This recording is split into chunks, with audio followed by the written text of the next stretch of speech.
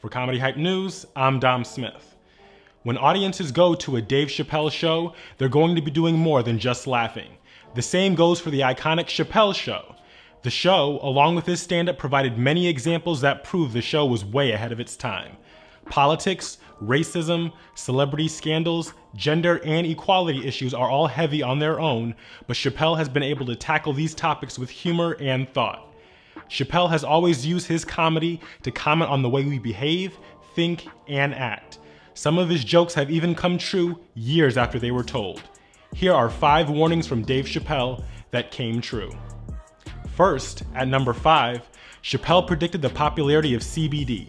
CBD is the second most prevalent ingredient in cannabis. While CBD is an essential component of marijuana, it's derived directly from the hemp plant, which is a cousin of the marijuana plant. In a Chappelle Show sketch called Oh Dweeds, this is the first brand of marijuana that doesn't contain THC.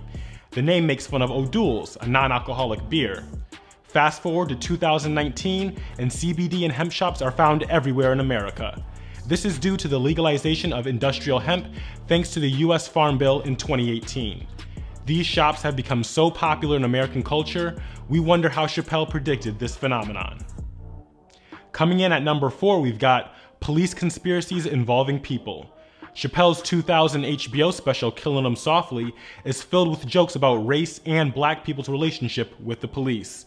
One bit in particular, Chappelle would joke about not wanting to call the police because his house is too nice.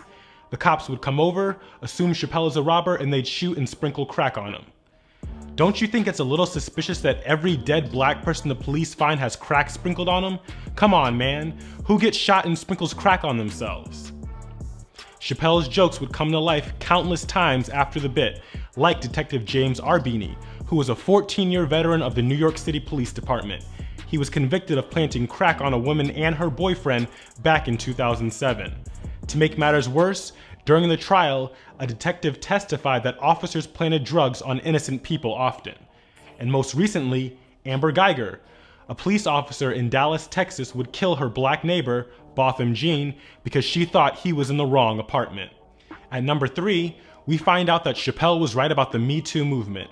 Chappelle had many people up in arms when he released his 4th Netflix special, The Bird Revelation, back in December 2017.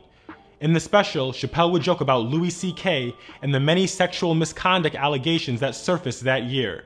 Chappelle said that the men were wrong for what they did, but he didn't agree with the way women were going about the movement. You're making the bad guys scared, but as soon as they're not scared anymore, it's going to get worse than it was before. Fear does not create lasting peace. Chappelle also stated that it was going to be hard for women to move forward. Unfortunately, things did get harder for women, as Chappelle would say in Sticks and Stones. Since the release of The Bird Revelation, 9 states had passed one of the strictest abortion laws that America had ever seen.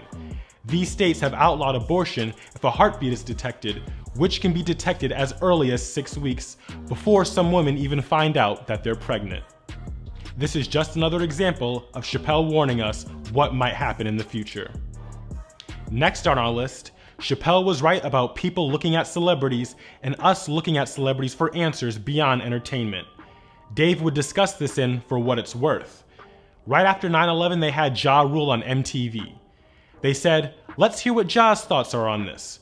Who gives a fuck what Ja Rule thinks at a time like this? I don't want to dance, I'm scared to death. I want some answers that Ja Rule might not have right now. You think when bad shit happens, I'm in my crib like, oh my god, this is terrible. Could somebody please find Ja Rule so I can make sense of all this? Chappelle's simple joke would turn into a reality when Fox News invited Ja Rule on their show to give his thoughts on the 2016 presidential election and who he would be looking to vote for. Judging from fan reactions to Ja Rule's take on politics, Chappelle was right. And finally, at number 1, Chappelle was always right when it came to the trial of Michael Jackson. Chappelle has always been skeptical of the accusers in the Michael Jackson trial. This is something that he would make known in his 2004 Showtime special, For What It's Worth.